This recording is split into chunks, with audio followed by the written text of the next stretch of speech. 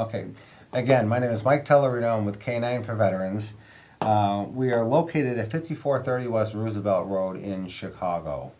You could reach us at 773-854-1000. I'm here tonight. We have a special guest, Corinne Belsky. She's a doctor. Corinne, would you tell us a little bit about yourself? Sure. I'm a psychiatrist. I work at the Captain James A. Lovell Federal Health Care Center in North Chicago.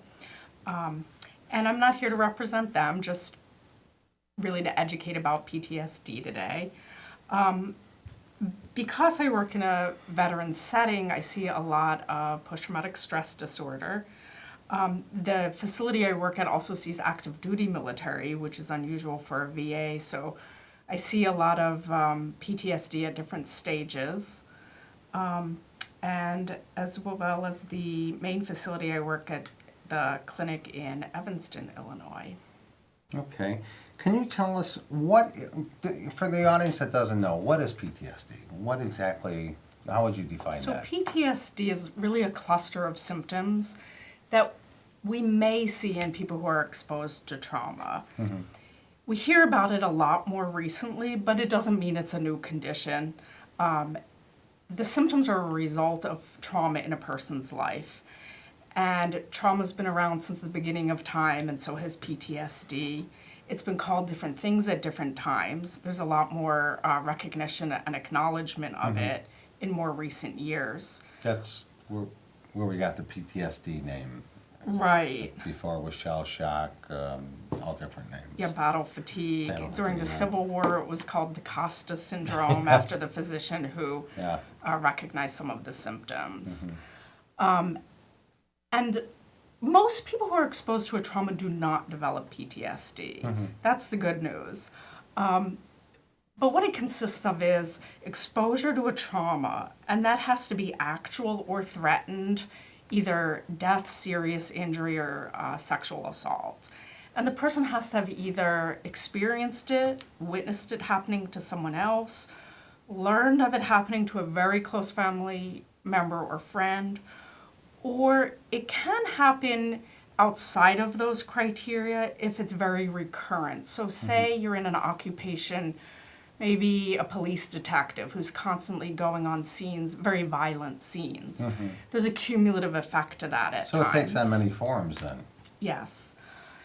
And it's broken down into different clusters of symptoms. It also has to last, the symptoms have to last at least a month before it's diagnosed. So you can't diagnose PTSD a day or a week after the trauma happened. It also has to cause major social or occupational functioning problems in the person's life.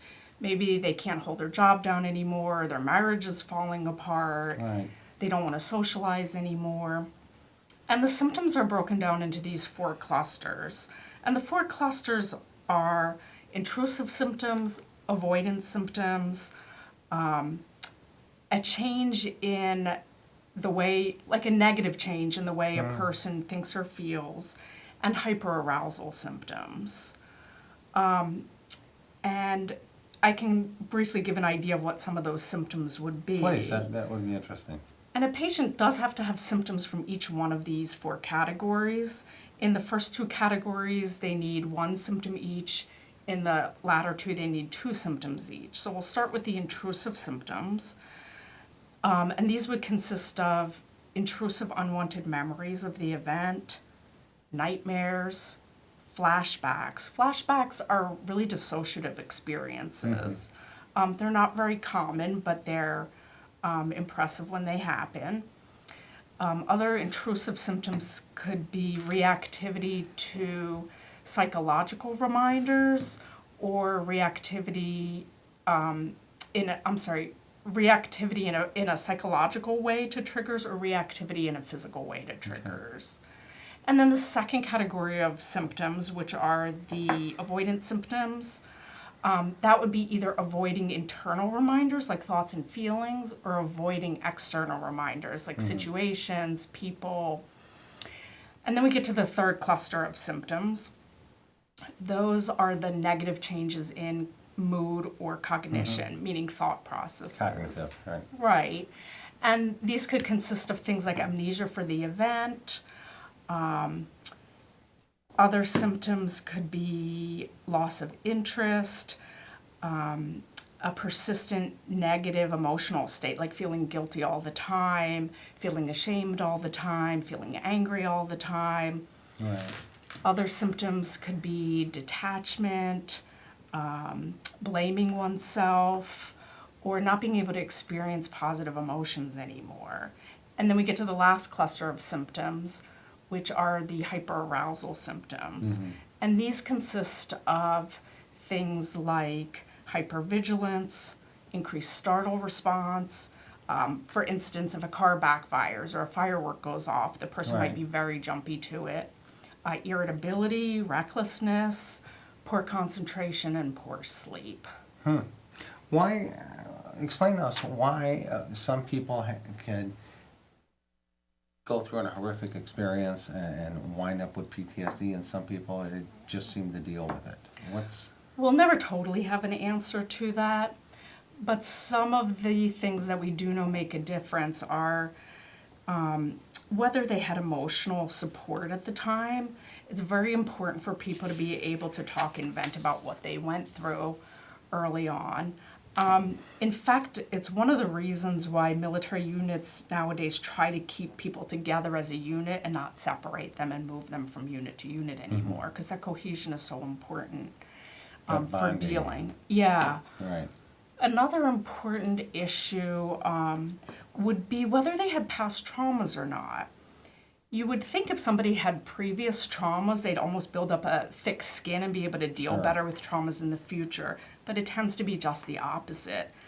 Say somebody, You're saying the more trauma they have, then it could be... potentially it could make the next trauma worse. Right. And the reason for that is probably because I'll just take a different kind of PTSD than military. Say somebody's abused as a child. They think they dealt with it, they've moved on, they're not really experiencing symptoms.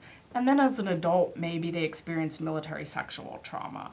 Well, now they're not only dealing with the recent adult trauma, it brings back all the memories of the childhood trauma. So they're really dealing with two traumas at once now. How? And let me just tell the last factor that's really important in recovering from a trauma, and that's resiliency.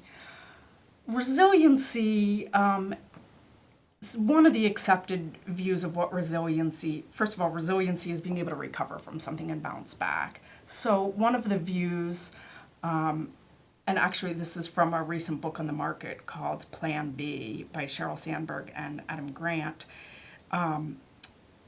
they consider the most important factors in resiliency to be, number one, not blaming yourself. That's the biggest detriment to recovery. Sure. The other two issues that they point out are not thinking that because this one aspect of your life is bad, that every single aspect of Right. your life is bad. You need to recognize that you're struggling from the trauma, but maybe you have one or two good things in your life. Maybe you have a supportive spouse, or maybe you have a decent job. Right. And then the third factor is, even though things are awful right now, at the apex of the trauma, they won't remain at that level forever. So there's light at the end of the tunnel type of thing. When do the symptoms usually first appear? And when our veterans return home from service with PTSD, typically when do these symptoms appear? When do they typically surface? It's very variable. So some people may experience a trauma and be symptomatic from the moment it happens. Really? At least then they know they can get treatment right away. I have many patients who don't know for decades that they have PTSD. They just stay so busy in their work years or raising a family that they're basically able to suppress what happened. And what I see a lot is that when they hit age 65 and retire, it's a big problem. You get a second surge of PTSD at that age. All of a sudden, they're not going to work. They're sitting home all day, and they have time on their hands. To think about things. And they right. start thinking about things. How does somebody go about, when our veterans come home, how does somebody go about getting diagnosed with PTSD? What are the symptoms that they look for to actually get that diagnosis of PTSD? Well, first of all, it's really important not to diagnose yourself and not to have a friend or family member diagnose you. It should be done in a clinical setting by a psychologist or a social worker or a psychiatrist or a regular medical physician.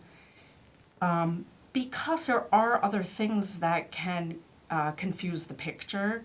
Sometimes it's a medical problem that's mimicking symptoms. Maybe the person is getting very anxious all the time because they have a thyroid problem. Or they're not sleeping because they have sleep apnea. Or maybe their symptoms look like PTSD, but it's really a substance abuse problem or another mental illness. What's the treatment for PTSD? I break it down into 3 different kinds of treatment. One would be medication by a physician or specifically a psychiatrist. The second category of treatment would be therapy. And the third would be alternative treatment. So let's go through those one by one. Please. In terms of medication, that's mainly what I would do as a psychiatrist. We don't have a medicine per se for PTSD. We treat people symptomatically. If a patient comes in and says that their biggest complaint is that they can't sleep, then we focus on sleep meds. If they're having nightmares all the time, we have a medication that's very helpful with nightmares. If they're having bad irritability problems, we can use a mood stabilizer.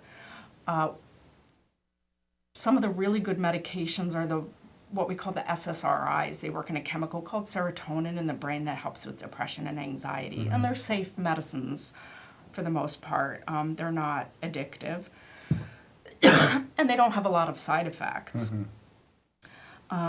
What we try to avoid are the benzodiazepines. Benzodiazepines are anxiety medicines that a lot of people think of as the magic cure because they work right away on the spot. The problem is they're addictive, and so people get used to them and they don't work anymore, and they need more, and they need more, and they need more.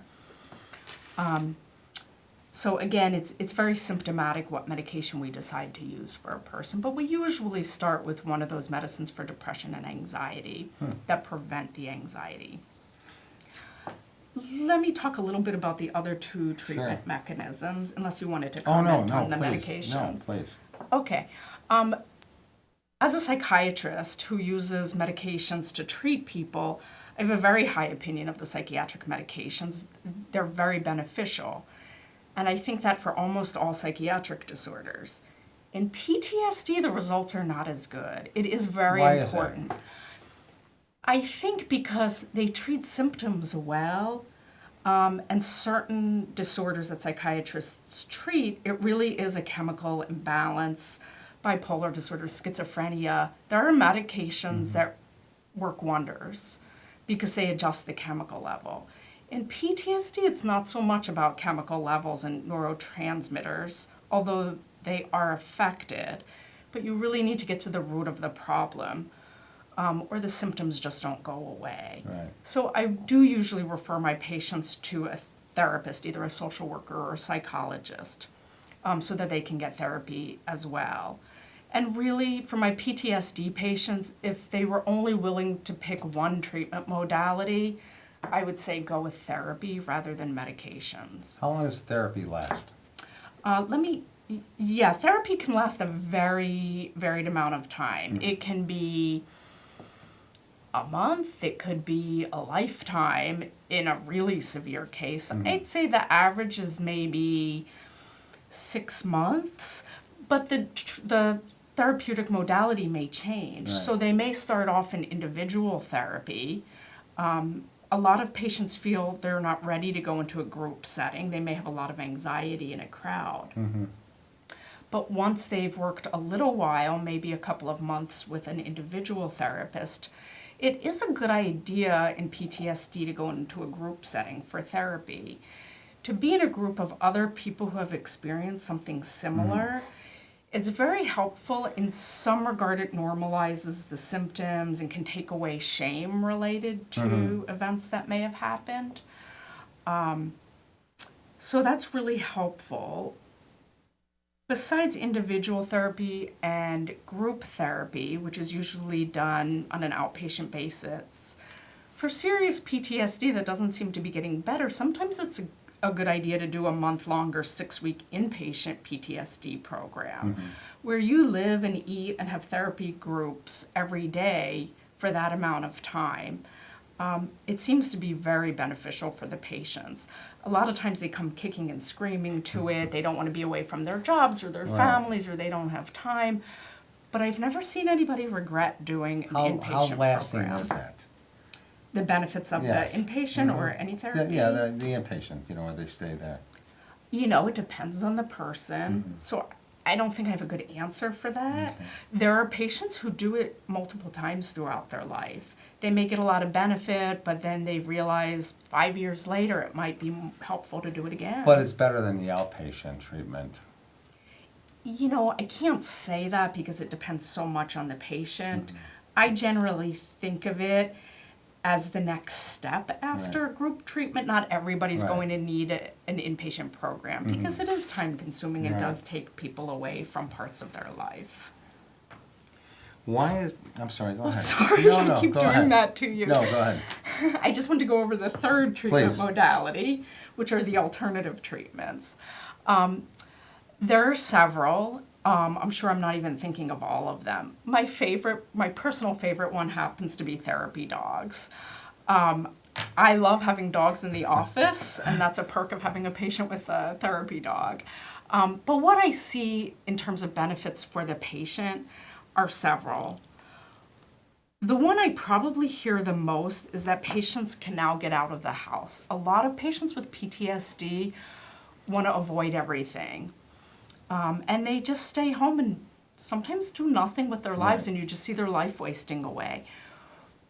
When they go out, they're so hyper-vigilant and on guard, it's just too unpleasant for them. Right. When they have a dog with them, they feel that they can let their guard down. Exactly. They feel that their dog is on the alert for them. They have their battle buddy with them, basically. They're watching out for them. They got their back, and they could feel more at ease to go out in public and do the things typically that they did before their PTSD kicked in. Right. It's such a huge... I've seen it help in so many different ways. I mean, these service dogs provide such a service to our veterans. It's unbelievable. It truly is. There is a lot of clinical value to having a service dog. Yeah, I see a lot of improvement when my patients get them. Another thing is a lot of the patients isolate. They maybe because of irritable behaviors or isolating from their spouse. They've kind of pushed everyone away, their family and their friends, and they really have no one. When they get a dog, they've got a constant friend with them, and it helps their self-esteem. Exactly. Yeah, it's huge. I've seen very good results from that. Some other alternative modalities, exercise. I tell patients with every kind of mental illness, exercise is so important. Is it really? It has that much of a role? Yes, and the reason is when you exercise, it releases chemicals in the brain called endorphins. Endorphins are related to opiates, just like opiates you would use for pain or that patients abuse because they feel good, but these are safe ones in our body and at safe levels. And so when you exercise, and it does need to be cardiovascular, you've got to get your heart rate up, you can't just take a relaxed walk. It will make you feel better for hours afterwards. Your anxiety levels and your depression levels will go way down. Some other treatment modalities. I have some patients with PTSD who swear by acupuncture. I've had one or two say that a technique called EMDR, which is eye movement desensitization and reprocessing, that's helped a few of my patients, although there's somewhat mixed results on that. Right. But my feeling is whatever works is fine. Yeah. As long as it's safe and it works. Yeah. Where can veterans go for treatment? I mean, are there a lot of options out there? I know the VA has, a hospital that they treat our veterans for PTSD. What are some of the options out there for the veterans with PTSD? There are a lot of options. I do think the veterans hospitals are a good place to go because there are so many services available. Psychiatrists, social workers, different programs, inpatient programs, outpatient programs, substance abuse programs.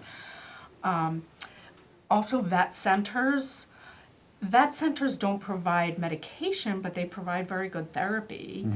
At least the ones that I'm familiar with. Right. People can also go to their local physician or a private psychiatrist, Right. or a veteran. They can look up a veterans group online. Last question I have for you. What should family member or friends do if they suspect that their loved one has PTSD?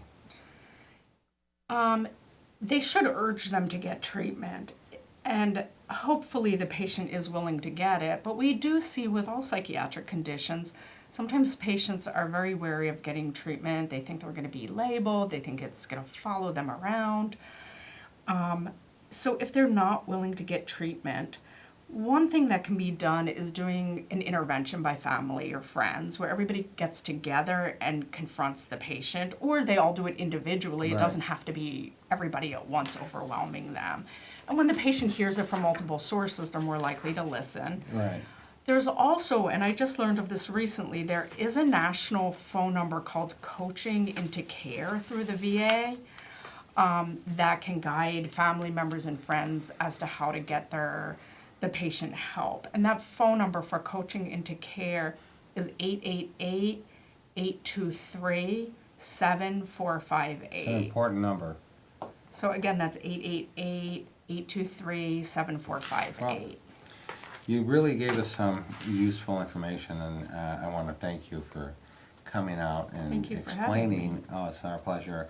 You know, we just want to get it out to where we know what the warning signs are when our veterans do come home with PTSD.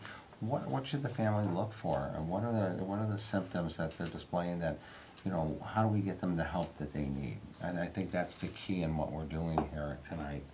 So again, I just want to thank you for coming out today. Again, this is Dr. Corinne Belsky. She was gracious enough to come on tonight with us, and hopefully you'll be back again. Thank you for having me. And again, my name is Mike Tellerino. I am the CEO of K9 for Veterans. K9 for Veterans can be located at 5430 West Roosevelt Road in Chicago. Our phone number is 773-854-1000. You'll see our website there, which is K9s4veteransnfb.org. If you're interested in coming out to our training center to help us work with our service dogs and train them for our veterans, please feel free to give us a call, stop out there. We could use your help. Our veterans are out there training with their service dogs. We train 6 days a week. So give us a call if you have some free hours to donate to help our veterans train these service dogs. Don't hesitate. Give us a call. We could really use your help. And again, I'd like to thank you for tuning in this evening, and again, thank Dr. Corinne Belsky for her time. Thank you. Thanks.